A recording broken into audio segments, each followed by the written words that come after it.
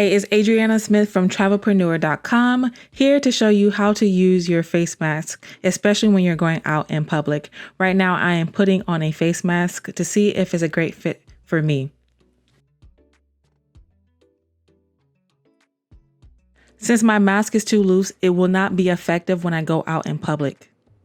Instead, I want to use a face mask that fits snugly around my face, around my nose, my chin, and the sides of my face.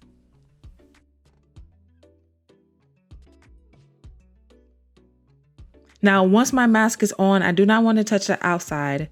Instead, I want to use the elastic to remove my face mask. And if I do touch my face mask, I want to clean my hands immediately after, whether that's with soap and water or with a hand sanitizer. Don't forget to wash your face mask.